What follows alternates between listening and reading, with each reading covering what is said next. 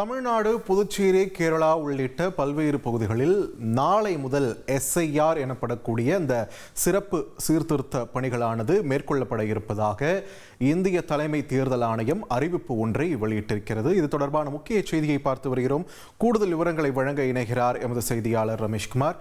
ரமேஷ்குமார், வணக்கம். இந்த சீர்திருத்த இந்த பணிகளானது எப்படி மேற்கொள்ளப்பட இருக்கிறது? தேர்தல் ஆணையம் தரப்பிலிருந்து என்னென்ன நெறிமுறைகள் பின்பற்றப்பட இருக்கிறது? விரிவான தகவல்கள் என்ன? வணக்கம். நாடு முழுவதும் பெரும் சர்ச்சைக்கிடையே பீகார் மாநிலத்தில் முதலாம் கட்ட SIR என்று சொல்லப்படுகின்ற வாக்காளர் பட்டியல் சிறப்பு தீவிர திருத்தம் நிறைவு பெற்றிருக்கிறது. இதனை தொடர்ந்து தமிழ்நாடு, புதுச்சேரி, கேரளா உள்ளிட்ட 12 மாநிலங்களில் இரண்டாம் கட்டமாக வாக்காளர் பட்டியல் சிறப்பு திருத்தம் நடைபெறும் என தேர்தல் ஆணையம் அறிவித்திருக்கிறது. இது தமிழ்நாடு, புதுச்சேரி, கேரளா மட்டுமல்ல, உத்தரப்பிரதேசம், ராஜஸ்தான், மத்திய பிரதேஷ், குஜராத், கோவா, சத்தீஸ்கர் உள்ளிட்ட மாநிலங்களும், அந்தமான் நிக்கோபார், லட்சத்தீவு உள்ளிட்ட யூனியன் பிரதேசங்களும் இதில் அடங்கும் என்பது குறிப்பிடத்தக்கது. மொத்தம் நாடு முழுவதும் 51 கோடி வாக்காளர்களுடைய அந்த வாக்குகள் என்பது சரிபார்க்கப்பட இருக்கின்றது. குறிப்பாக வாக்காளர் பட்டியலை தூய்மை செய்வதற்காக தான் இந்த நடவடிக்கை மேற்கொள்ளப்படுகிறது என தெரிவித்துள்ள தேர்தல் ஆணையர், பல மாநிலங்களில் ஒரு வாக்காளர் உயிரிழந்த பிறகும் கூட அவருடைய பெயர் நீக்கப்படாமல் வாக்காளர் பட்டியலையே தொடர்வது, புலம்பெயர்ந்த வாக்காளர்கள் ஒரு இடத்திலிருந்து மற்றொரு இடங்களுக்கு செல்வது, ஒருவர் ஒரு இடத்திற்கு பதிலாக 2 இடங்களிலும் வாக்குகளை வைத்திருப்பது உள்ளிட்ட காரணங்களால்தான் இந்த வாக்காளர் பட்டியல் சிறப்பு திருத்தம் செய்வதற்கான சூழ்நிலை ஏற்பட்டிருப்பதாக அவர் தெரிவித்திருக்கிறார். கடைசியாக இந்தியா முழுவதும் எப்போது SIR நடத்தப்பட்டது என்றால் 2002 2004 வரை இந்த வாக்காளர் பட்டியல் சிறப்பு திருத்தம் நடைபெற்றது. எனவே அப்போது என்ன வாக்காளர் பட்டியல் இருந்ததோ அதனை அடிப்படை ஆண்டு, அதாவது பேஸ் இயராக வைத்து இந்த தற்போதைய வாக்காளர் பட்டியல் என்பது சரிபார்ப்பு செய்யப்பட இருக்கின்றது. இதற்காக இன்று நள்ளிரவு 12 மணி முதல் இந்த எந்தெந்த மாநிலங்களில் எல்லாம் வாக்காளர் பட்டியல் சிறப்பு திருத்தம் நடைபெற இருக்கிறதோ அந்த மாநிலங்களில் இருக்கக்கூடிய வாக்காளர் பட்டியல் ஃப்ரீ செய்யப்படும். அதாவது இன்றைக்கு என்ன எண்ணிக்கை இருக்கிறதோ அதுதான் அந்த மாநிலங்களுடைய வாக்காளர் எண்ணிக்கையாக கருதப்பட இருக்கின்றது. இந்த வாக்காளர் பட்டியலை 2002 மேற்கொள்ளப்பட்ட வாக்காளர் பட்டியலோடு சேர்ந்து சரிபார்க்கப்பட இருக்கின்றது. குறிப்பாக 2002 வாக்காளர் பட்டியலில் தற்போது யார் யாருக்கெல்லாம் வாக்குகள் இருக்கிறதோ அவர்களுடைய பெயர்கள் 2002 மேற்கொள்ளப்பட்ட வாக்காளர் பட்டியலில் பெயர் இருந்தால் அவர்கள் கூடுதலாக எந்த விதமான ஆவணங்களையும் சமர்ப்பிக்க வேண்டிய அவசியம் இல்லை.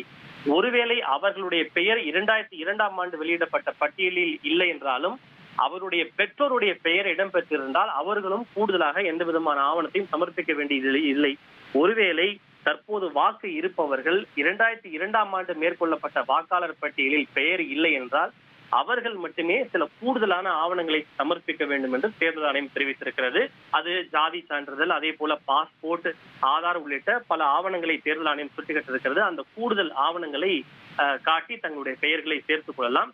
குறிப்பாக நவம்பர் 4 டிசம்பர் 4 வரை வீடு வீடாக சென்று BLO என்று சொல்லப்படக்கூடிய பூத் லெவல் ஆபீசர் அவர்கள் வீடு வீடாக சென்று இந்த வாக்காளர் பட்டியலை கணக்கெடுக்கக்கூடிய பணியிலே ஈடுபடுவார்கள். இவர்கள் வீடு வீடாக சென்று ஒவ்வொரு வாக்காளர் பட்டியலில் பெயர் இருக்கக்கூடிய நபர்களுக்கு ஒரு விண்ணப்ப படிவத்தை கொடுப்பார்கள். அதுக்கு என்யூமரேஷன் ஃபார்ம் என்று சொல்வார்கள்.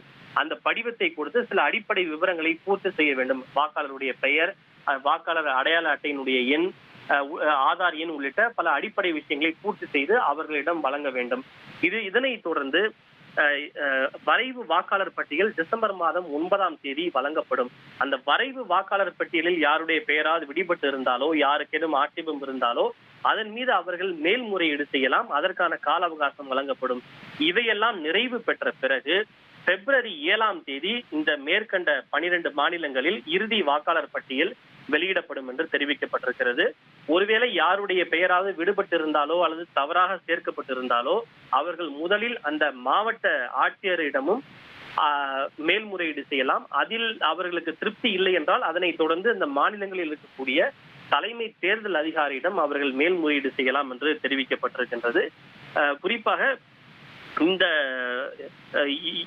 ஆவணங்களை பொறுத்தவரை தேர்தல் ஆணையம் என்னென்ன ஆவணங்களை சுட்டிக்காட்டி இருக்கிறது என்றால் வன உரிமை சான்றிதழ், அதே போல தேசிய குடிமக்கள் பதிவேடு, குடும்ப பதிவேடு, நிலம் மற்றும் வீடு தொடர்பான ஆவணங்கள், ஆதார், அதே போல மெட்ரிகுலேஷன், கல்வி சான்றிதழ் உள்ளிட்ட பல்வேறு ஆவணங்களை தேர்தல் ஆணையம் சுட்டிக்காட்டிருக்கிறது. யாருடைய பெயர் எல்லாம் 2002ஆம் ஆண்டு மேற்கொள்ளப்பட்ட வாக்காளர் பட்டியலில் பெயர் இல்லையோ